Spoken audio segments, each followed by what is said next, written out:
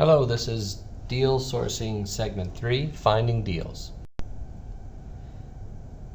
The question is, how do you find deals? You do it through partners. What you want to be able to do is deliver a succinct and polished investment thesis and introduction to impact investment at your organization. This is going to need to be a targeted message. If you're too general in what you're looking for, when you're talking to a partner, it's going to lead to some skepticism.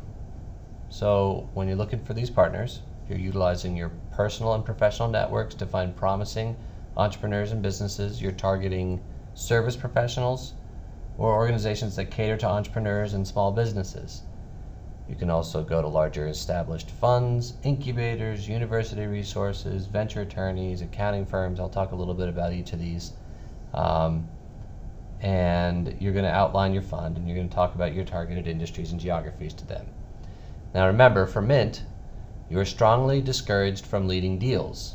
So you're looking for deals that already have an open funding round. Let's talk about some of the individual partners. So the first is larger established funds. Like this shark, that's really not fair. They're not like sharks. They're friendlier than that. But larger established funds are consistently evaluating opportunities, and they see lots and lots that are too small or not the right fit for their investment criteria. I would tend to look at funds that are known for an industry focus that fits yours. These can be an absolute gold mine of deals. So the strengths here are that large funds see the high volume of transactions. They can provide a really quick assessment of investment quality.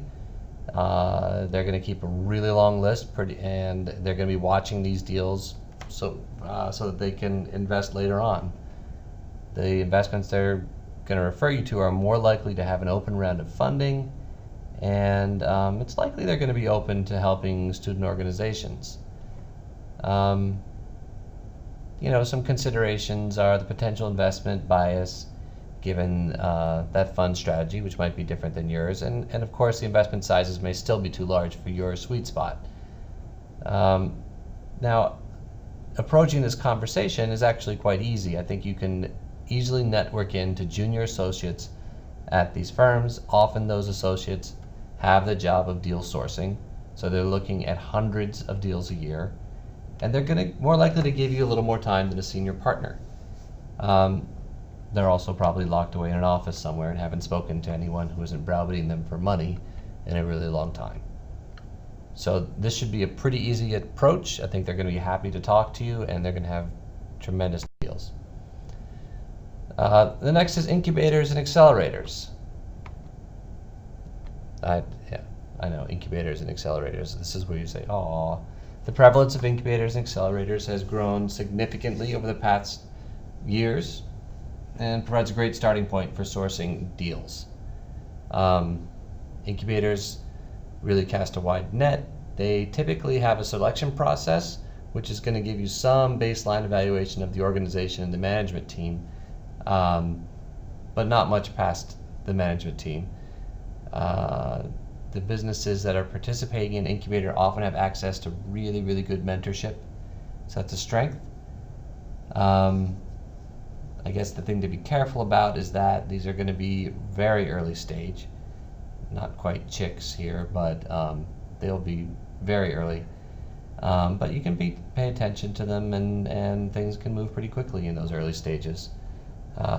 They may not be currently seeking investment, which may be counterintuitive to you, but a lot of companies don't want to raise money too early, so they get their valuation right.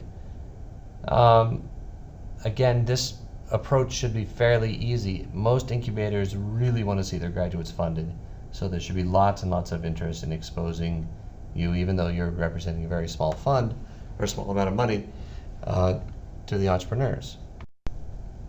So next we'll talk about university resources. I didn't know which of your universities to pick, so I chose a picture of my university, but you'll have to figure out which that is, because I'm not going to tell you. So, university technology transfer centers, small business development centers, entrepreneur clubs. You've all got lots of programs that should provide you with ample opportunity to network with small businesses. This is a natural for alignment of geography and industry and your fund expertise. You should probably get some diversity of stages. I'd be careful with small business development centers in particular, because they usually focus a little less on high growth companies. And then tech transfer can be ultra early without maybe even an entrepreneur involved yet. So those can be places where, if you're not careful, you can kind of waste a lot of time looking at deals that are outside of the sweet spot. I think really that the student businesses are the ones that are really interesting to explore, and worth your time poking around in an entrepreneurship center. So venture attorneys, actually quite good source, believe it or not.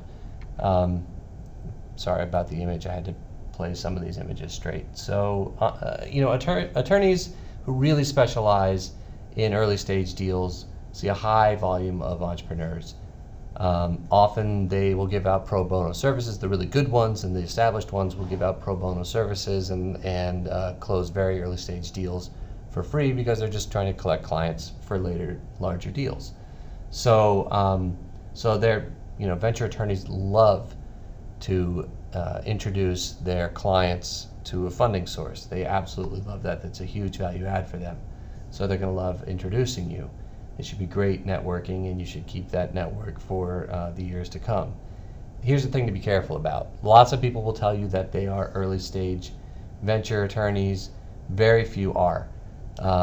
Usually in a given geography, there's going to be a handful of very active, except for, with the exception, I guess, of New York and the Bay Area. They're really just a small handful of attorneys who focus on doing early stage deals. You want to find out who that small handful is. There's probably even one or two who do the vast majority of them, and you just focus on them. Don't waste time with people who are just starting out of practice, or with a firm that's third runner up in your area. So we should move on to to the angel groups. Angel groups are a fantastic resource. There's Tonic, particularly Investor Circle. Those come to mind. Investor Circle and Tonic both focus on impact deals, and your school might be able to get you a membership to these groups. And if you get the membership, then you get access to their deal flow. And in addition, you probably have some local angel groups in town that see deals as well. Investor Circle has been a great resource for the Wharton Group. I know, I've been a member for a long time, and they have hundreds and hundreds of deals coming through their pipeline all the time, and it's a great place to go hunting and see a bunch of deals. I think in closing, you should really feel fairly confident about finding some good deals. Your university is a strong brand. That's why you're in the Mint. That reflects well on you as a student, a group, or club, whether you're doing this for course credit or not. And I think you're going to find that people really want to work with you and help you. Choosing among all those deals is another story. That's hard, but I think you should feel. Okay, great. So let's hear some words from our guests about where they find great deals. Confident about this next step. So that closes the Finding Deals segment of the deal sourcing videos, and you should continue to Approaching Entrepreneurs as the next segment.